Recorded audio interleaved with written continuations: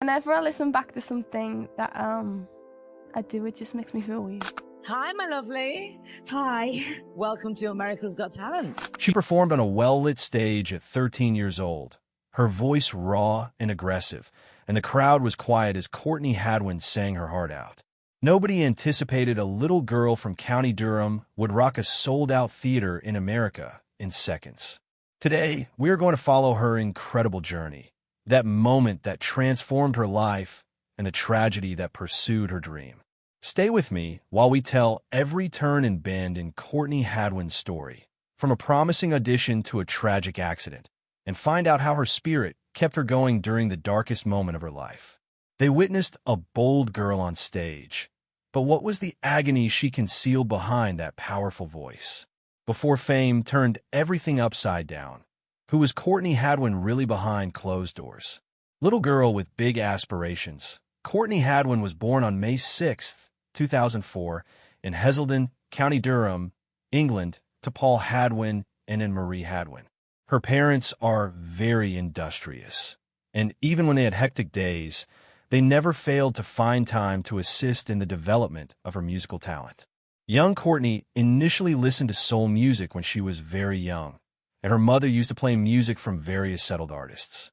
This assisted her in singing since she had demonstrated an interest in music at a very early age. She learned the ability to tap her foot to powerful rhythms and to hum to various melodies. At the age of 3, she would dance around with hands raised in the air whenever music was played at home by her parents. And her affection for music made her parents so joyful. Her parents adored seeing her perform little routines at home. She got introduced to singing lessons at the age of 8 by her school, and her music teacher observed her heavenly voice and distinctive richness of voice. Her teacher encouraged her to join the school choir, and rehearsing every week in the school hall made her more confident with every new song she performed. Singing on stage at assembly with other classmates gave her a boost of pride, and she was nicknamed Rocker Girl by her peers after they watched her sing and dance at the same time. She was very confident, and she never hesitated to sing in front of an audience. She loved singing, and Courtney Hadwin was very dedicated to her craft. She never skipped her music classes and learned to listen to breathing so that her voice would go up to the highest note. She would practice vocal scales in her bedroom mirror early before school started, and even composed lyrics at such a tender age. When she was 10 years old, she organized a group of kids from around her neighborhood to sing and play around the hood, and they named themselves Durham Soul. Their parents helped them in so many aspects, and they even went as far as helping to buy guitars and drums for them. Small audiences would gather to see them and sing together, and her neighborhood started to realize that she had something special. A journalist from a local newspaper had written a brief feature on a young singer with an angelic voice, and the front-page headline was, "A Young Girl Brings Soul to County Durham." Her parents beamed with pride when they read that article, and it gave Courtney a justification to feel that her voice was important. She also attended training at Shotton Hall Theater School, and Anne-Marie took her for practice every weekend. The singing teacher she discovered there taught her phrasing and control, and Courtney learned to mold her voice to fit the mood of each tune. The expression of feeling through sound was her aim.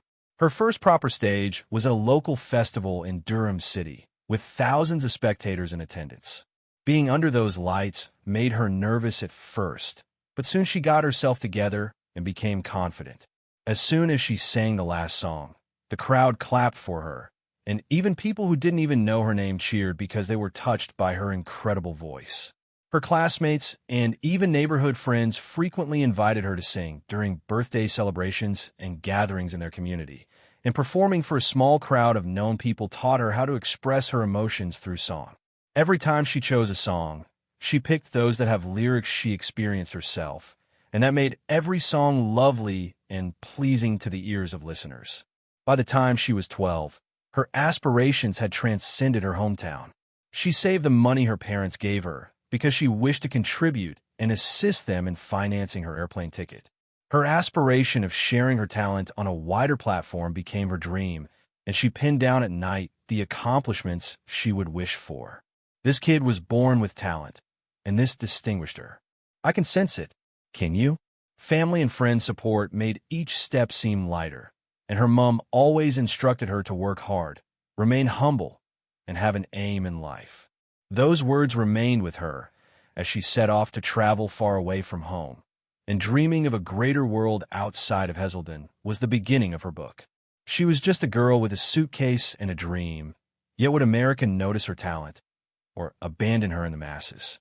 What transpired when she finally got on stage? The one that shocked America arrived in the summer of 2018, when Courtney Hadwin, 13 years old, arrived by plane in Omaha, Nebraska, suitcase small, leather jacket over her shoulder, and big determination. She had never visited the United States, and family friends had warned her about jet lag and told her to sleep well once she landed. But in her mind, there was one objective, and that was getting a spot on America's Got Talent. On the day of her audition, Courtney woke up at the CenturyLink Center excited and nervous simultaneously. Within the holding area, aspiring singers and dancers rehearsed in small cliques, and backstage personnel summoned names at random, having contestants wait patiently for their turn. Courtney Hadwin stood with her fedora in one hand and her audition form clutched in the other. She breathed in deeply and walked behind the producers down a narrow corridor onto the stage. The judge's desk was positioned under harsh lights, and Simon Cowell, Heidi Klum, Howie Mandel, and Mel B observed every performance with silence until the last moment. The audience was silent when Courtney crossed to the middle of the stage. She had on a small black leather jacket, a white top, and black jeans, and her hair cascaded in loose waves down her shoulders. There was a hush as the band launched into the opening chords of Piece of My Heart. At first, her voice was a whisper, and she closed her eyes and let the beat pound in her chest. In an instant, her real power exploded, and her tone cracked with hunger and power.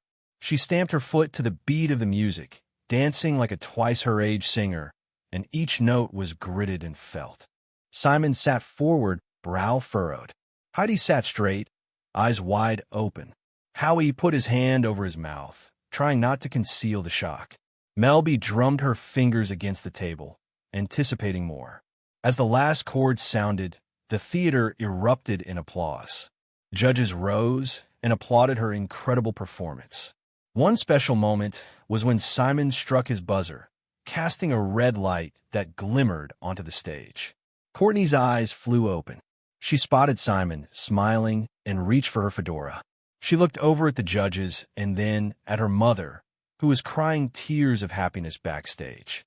A producer offered her a microphone for an interview. Her voice trembling, she answered, "I love to sing. It makes me feel free." Her response was so simple, yet it reached heartstrings. Her performance video went viral on social media that evening. At dawn, it had been viewed more than 10 million times on YouTube. Media from the New York Times to the BBC published stories labeling her the voice of a teen Janis Joplin. Their headlines were all about the strength and raw power of her performance. Papers in her hometown of Heselden featured her on the front page, writing about how she had invaded America. Producers asked Courtney to return the next day for a more intimate audition. In a glass room, cameras rolled as she reunited with contestants and judges alike. She sang an original song her vocal coach Laura wrote, entitled Heart and Soul. Her voice carried emotion through every part of the room, even without the full stage lights. Simon complimented her creativity for choosing a song that expressed her emotions. He told her, "You are not imitating anyone. You're yourself." That moment was pivotal. Judges made sure she would go straight on to the live performances. She exited the audition room with a gang of other performers, all embracing her and congratulating her. In interviews, Courtney complained of missing her family and friends, but also acknowledged a sense of belonging on the America's Got Talent stage. She had so many messages that night. She acquired new fans globally who complimented her on various social media outlets. Messages streamed in from as distant a place as Japan and Brazil, expressing appreciation for sharing her music. One commenter had written, "Your voice makes me feel alive." Another person wrote, "You remind me of my daughter." Courtney Hadwin was so happy that she could not keep tears from her eyes. She had seen her singing resonate with people she would never know. In the weeks that followed, videos of her audition kept getting millions of views. Talk shows invited her to make appearances. The Today Show offered to have her sing live on TV. She balanced school with a constant endeavor by taking online classes. She also had the help of her parents, who managed to balance for her. In all interviews, she kept her mind fixed on singing more than on fame. Her path, from her hometown choir in England to a standing ovation audition in the United States, demonstrated both her talent and her bravery. She was committed to her craft, and it was the best she could do. That audition became the day the world got to know Courtney Hadwin. Nothing was ever the same again.